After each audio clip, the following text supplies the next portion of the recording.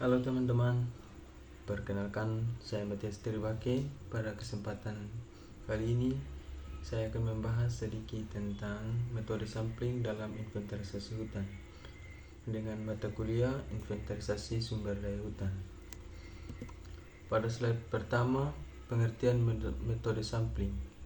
Dalam slide ini saya mengambil 3 poin, yaitu sampling adalah teknik pengambilan sebagian unit populasi untuk dijadikan sampel guna mewakili keseluruhan populasi dengan tujuan memperoleh informasi dengan lebih cepat, hemat biaya dan efisiensi.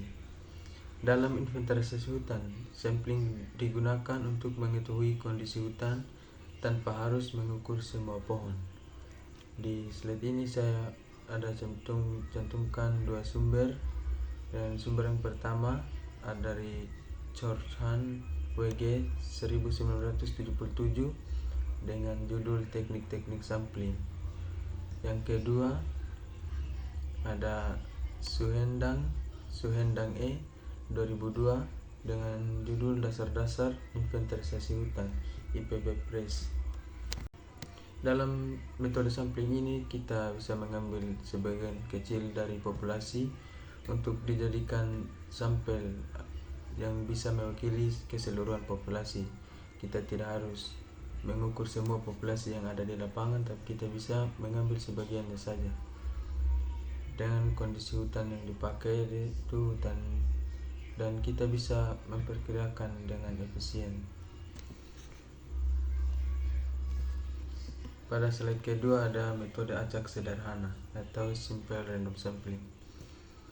Poin pertama, setiap unit populasi memiliki peluang yang sama untuk dipilih sebagai sampel. Yang kedua, pengambilan bisa dilakukan dengan undian, tabel, angka random, atau software statistik. Yang berarti itu kata lainnya, kata sederhananya kita bisa memilihnya secara acak. Yang ketiga ada kelebihan. Dalam metode acak ini itu lebih sederhana dan tidak bias. Dan saya ada cantumkan 2 sumber sini. Yang pertama dari Lors S 2019 dengan judul Sampling, Desain dan Analisis CRC Press. Yang kedua Kershaw JA Rainer J. Bris TW 2016 dengan judul Pengukuran Hutan. Pada slide ketiga ada metode sistematik atau systematic sampling. Yang pertama, pemilihan sampel dilakukan secara berurutan dengan interval tertentu, misalnya setiap meter atau 5 plot setiap 5 plot. Kelebihan dalam metode ini, dia mudah diterapkan di lapangan, dan ada juga kekurangannya.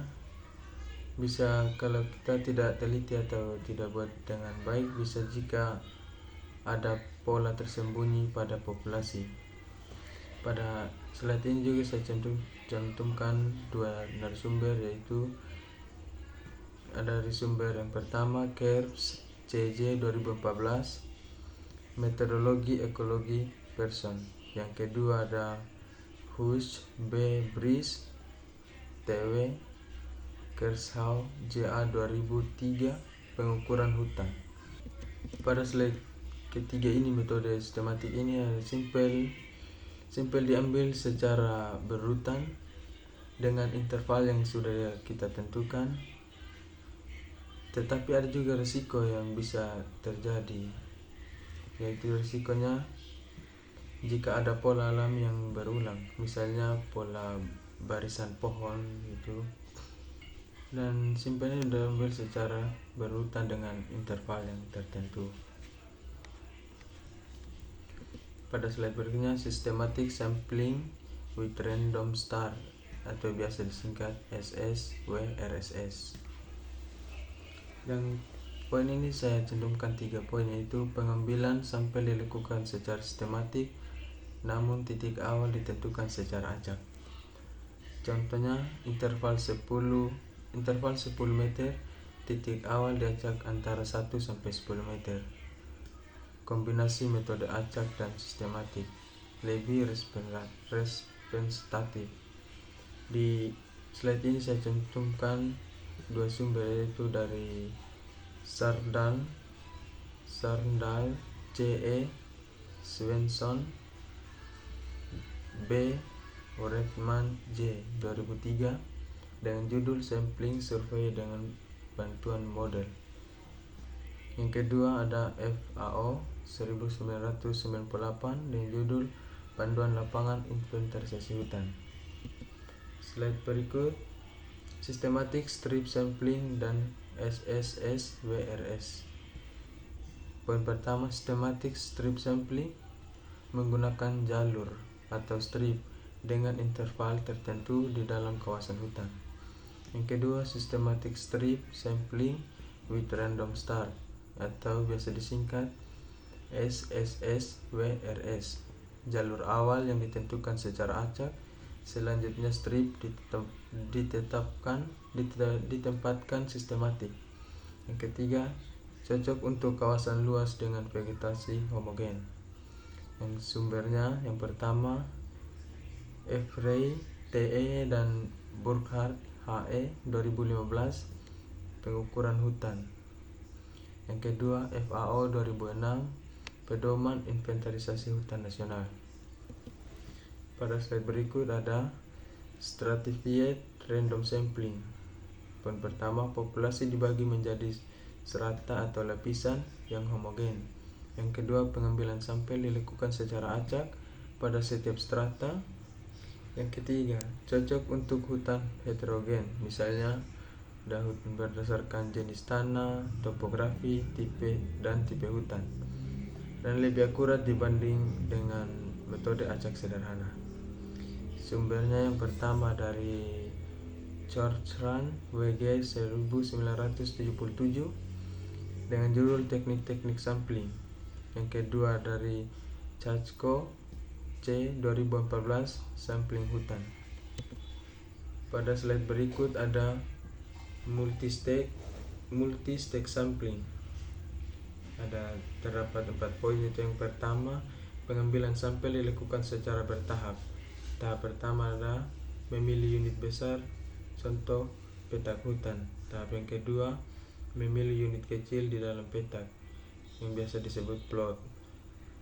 Dan dalam multi-stage sampling ini kita bisa hemat biaya dan cocok untuk inventarisasi berskala nasional.